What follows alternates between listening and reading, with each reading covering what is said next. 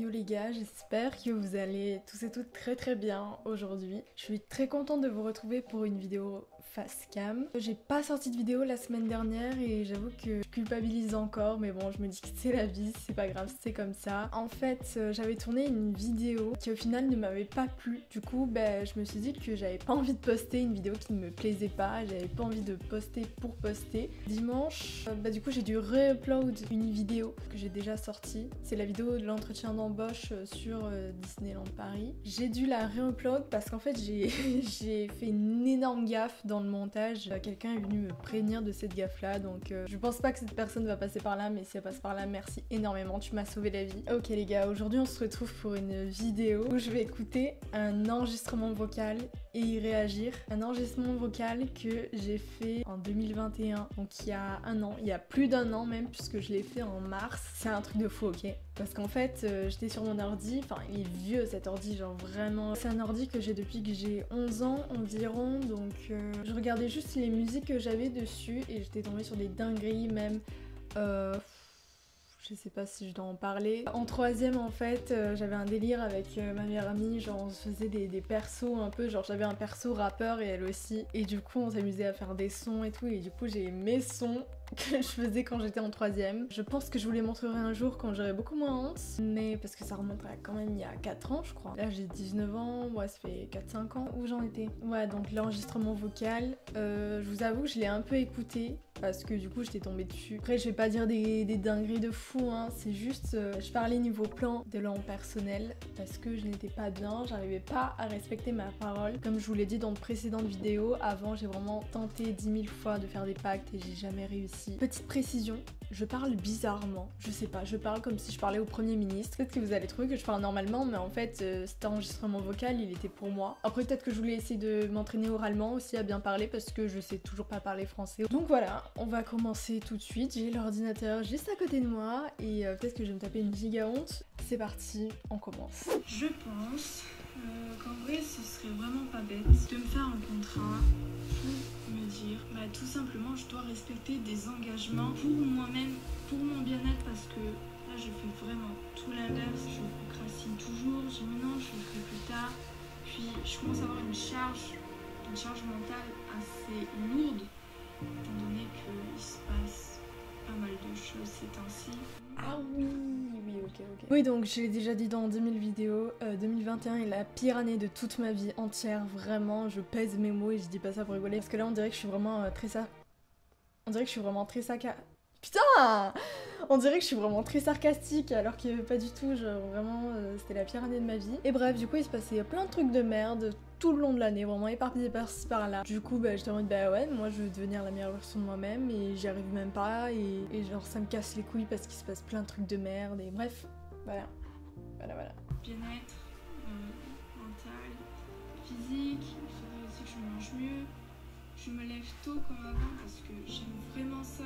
Faut que je lise aussi parce que ça me fait beaucoup de bien.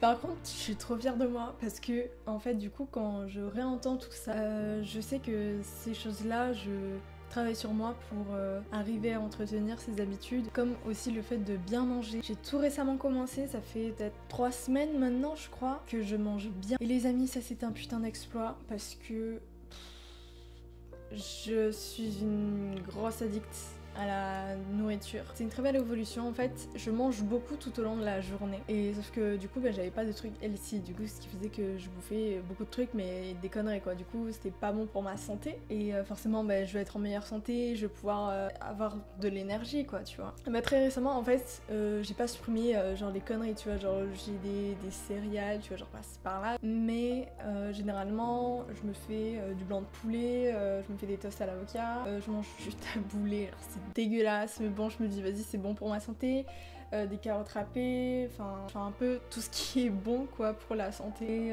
Ça je suis vraiment très fière de moi parce que d'habitude j'arrive pas à tenir ce genre de choses et je me rabats très vite dans la malbouffe. Après les gars je vais pas vous mentir, il y a vraiment une semaine où j'ai mangé comme de la merde mais après je m'en suis pas voulu parce que je me suis dit bon tu sais quoi, ça faisait longtemps que t'étais super strict dans ton alimentation donc faut se faire plaisir et j'ai pas envie de tomber dans ce vice. Je suis une personne très excessive, ce qui veut dire que j'ai peur de tomber dans un truc où je mange trop sainement et j'éradique toute alimentation alimentation trop sucrée ou voilà des conneries comme ça. Aussi je me lève tôt. Ces temps-ci un peu moins parce que bon j'ai pas envie de rentrer dans les détails mais la semaine dernière elle était pas fou folle, genre je sais pas, je me sentais pas bien, sûrement par rapport à l'isolement YouTube et plein d'autres facteurs qui rentrent en compte, qui ont fait que je me sentais pas bien. Là ça va mieux. Il faut aussi que je reprenne les affirmations parce que c'est ce qui me met dans des good vibes.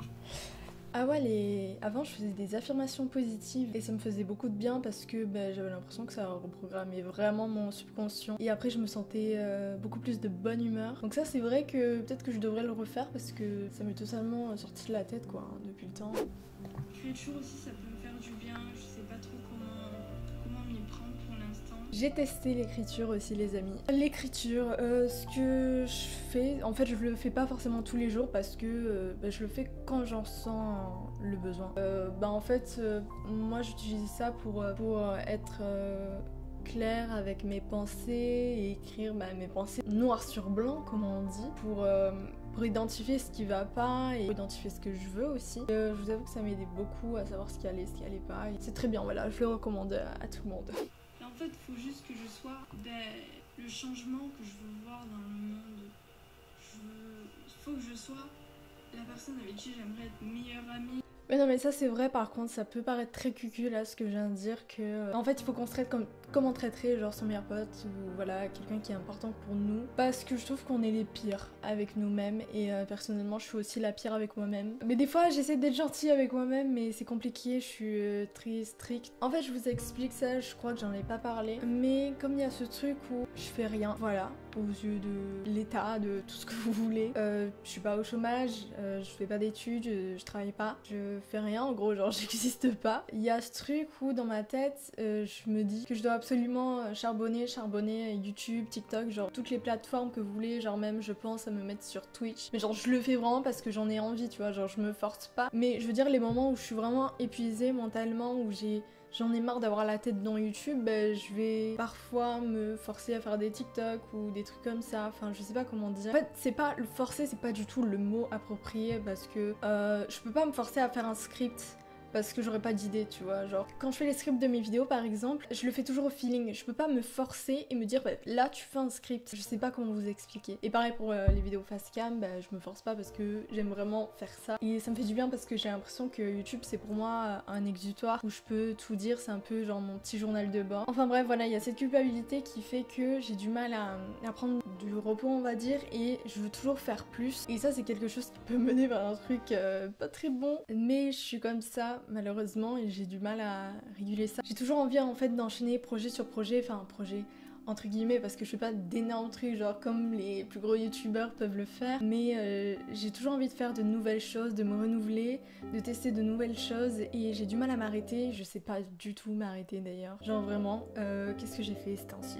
J'ai récemment commencé le projet 60 qui consiste à sortir 2 vidéos par semaine jusqu'à la fin de l'année, faire du sport, bien manger, une photo Insta par semaine, tout ça. Aussi récemment j'ai fait un live Insta, genre un truc que j'ai jamais fait, mais bon ça c'est cool en vrai d'avoir testé ça.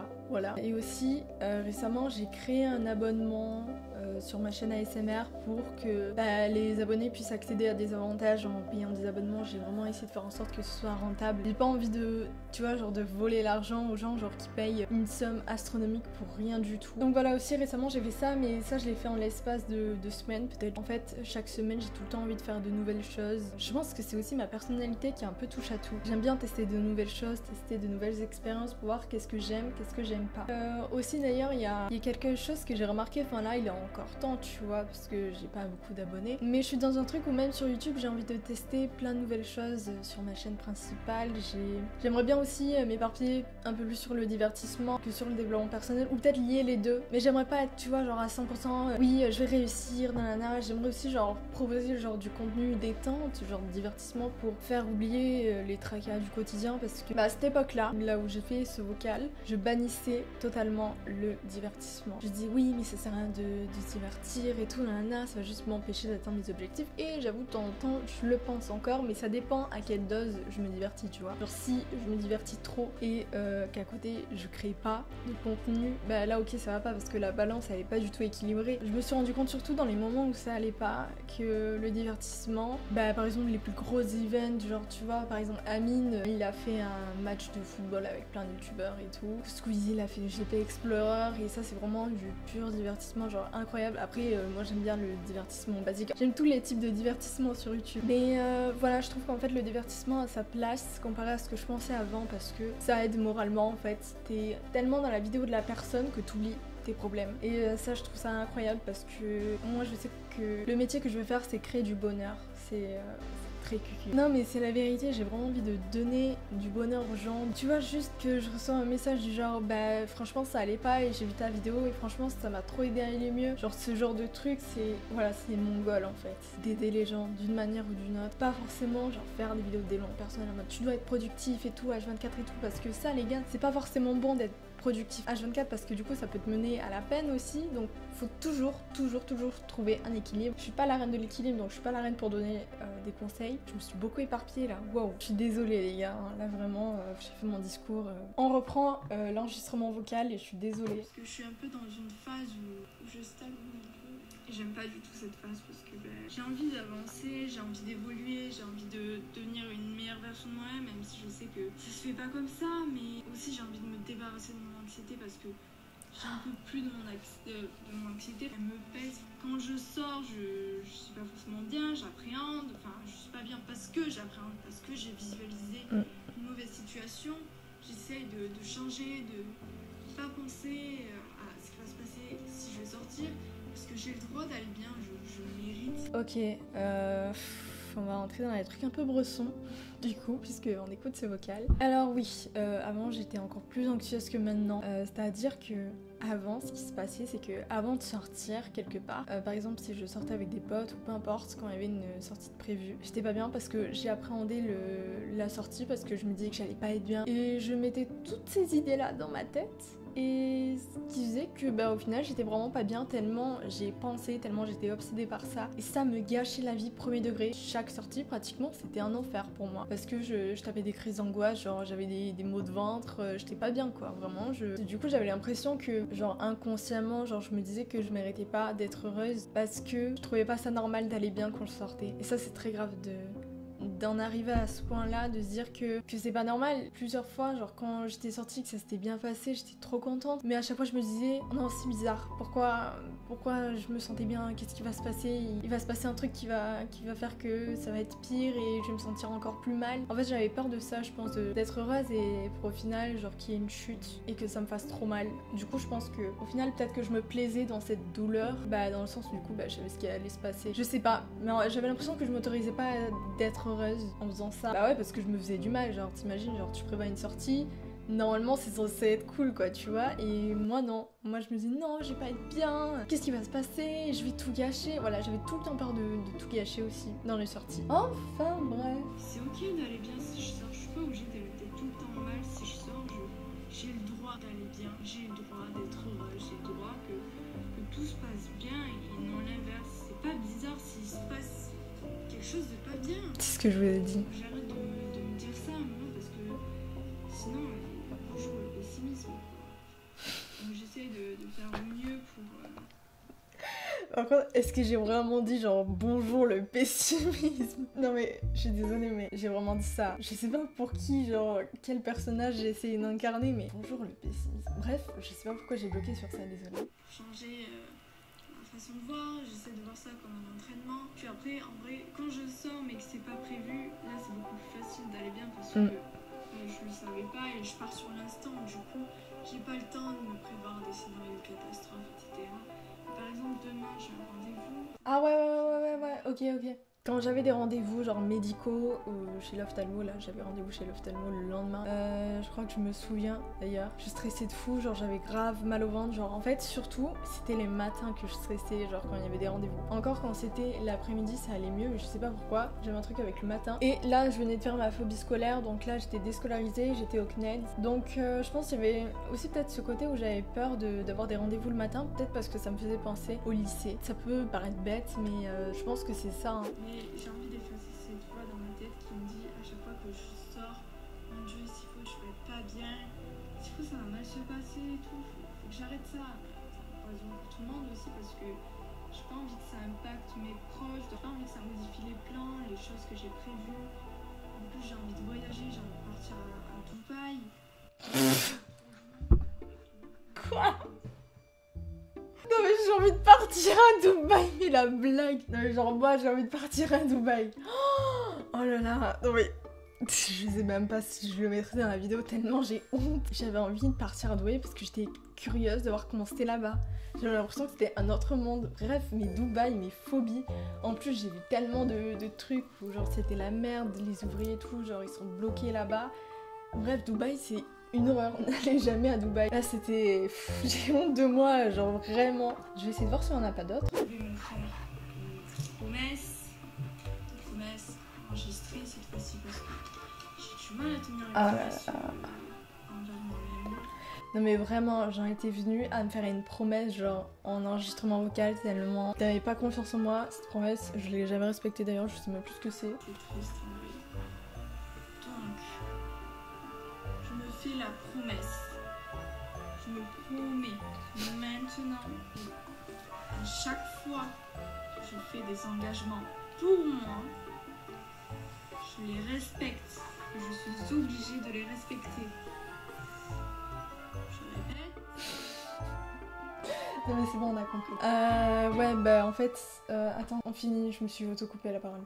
Maintenant, à partir du 24 mars 2021, je me promets de respecter, d'honorer les engagements que je me fais envers moi-même. Parce que c'est pour mon bien, c'est pas contre moi. Et il n'y a rien de mal au changement, c'est stressant, mais c'est ce qu'il faut dans la vie parce que sinon on stagne et la vie est fade. Ok, bon à ce moment-là on peut détecter une personne qui ne va pas du tout bien. Une personne voilà, très mal dans sa vie, très mal dans sa peau parce que surtout l'anxiété ça me bouffait un truc de malade. Je veux pas taillader mon ancien moi parce que ça se fait pas et... Partir à Dubaï. Quoi? Et c'est peut-être grâce à cette personne-là que j'ai pu évoluer et tenir mes promesses, enfin du moins faire un max pour les tenir, pour faire des pactes. Maintenant je fais des pactes, c'est fou, c'est totalement fou que je fasse des pactes. Après bien entendu, les pactes, je ne les fais pas parfaitement. D'ailleurs ça me frustre toujours autant que je n'arrive pas à être parfaite, mais c'est normal, mais ça fait mal. Vraiment à chaque fois je me dis mais attends, mais les gens ils vont penser que je suis une merde si je fais pas le truc parfaitement, genre. J'ai tellement l'impression que les youtubeurs, tu vois, genre ceux qui font des défis et tout, ils montrent qu'ils sont parfaits, qu'ils réussissent le truc trop bien, que je dois être pareil, alors que sur moi eux ils montrent pas les moments où c'est pas ouf, tu vois, ou même ils postent pas les défis qu'ils ont loupés. Je sais pas si ça a été très intéressant, mais voilà, je venais d'être déscolarisée, j'étais au CNED, j'étais trop mal, enfin chez moi ça se passait trop mal, il y avait plein de choses qui se passaient trop mal pour moi et je me suis dit mais j'en vois jamais la fin. Et vraiment, c'est vraiment ce genre de situation où bah, à l'heure actuelle des fois je me dis mais comment j'ai fait genre pour vivre tout ça et sans être en dépression aujourd'hui ou tu vois genre ce genre de choses. Morale de l'histoire, il y en a pas forcément, mais je suis vraiment contente d'être tombée sur ces enregistrements vocaux là. Je m'en souviens même plus pour être honnête, jusqu'à que je suis tombée dessus évidemment. Je suis vraiment contente et fière de mon chemin parcouru malgré tout. Hein, parce que en plus d'un an il s'en est passé beaucoup de choses, j'ai vraiment été très agréablement surprise. En vrai je trouve ça vraiment cool parce que je trouve que c'était grâce à ce genre d'enregistrement enregistrements vocaux qu'on peut constater une différence entre le mois d'avant et le mois de maintenant. Mon anxiété est pas partie complètement, mais je peux sortir normalement sans me dire que je vais pas me sentir bien ou que je vais tout gâcher. Ça c'est totalement partie de mon esprit d'ailleurs. Et comment? Bah tout simplement parce que j'avais des objectifs. J'étais tellement focalisée dessus, j'étais tellement passionnée qu'au final j'ai oublié mon anxiété. Elle n'existait plus et donc au fur et à mesure ça s'est évaporé et c'est plus devenu une habitude pour moi de me sentir mal en sortant parce que ma nouvelle habitude c'était de tout donner pour mes objectifs au lieu de concentrer cette énergie là pour l'anxiété, de la transmuter pour faire quelque chose de bien pour moi. Bon du coup j'espère que cette vidéo vous aura plu. C'était la vidéo du mercredi, je pense que cette fois-ci cette vidéo sortira parce que je sais pas, j'ai beaucoup aimé la tournée, j'ai beaucoup aimé pouvoir réagir à mon mois d'avant et le comparer à mon mois de maintenant, et c'est grâce au mois d'avant que je suis le mois de maintenant. Je suis pas genre la meilleure version de moi-même, tu vois, genre c'est normal, mais petit à petit j'évolue chaque année et c'est tout ce qui compte, c'est de constater une évolution d'année en année. Voilà, du coup moi je vous dis normalement à dimanche, j'espère qu'il y aura une vidéo cette fois-ci, donc à dimanche pour une toute nouvelle vidéo. Ciao.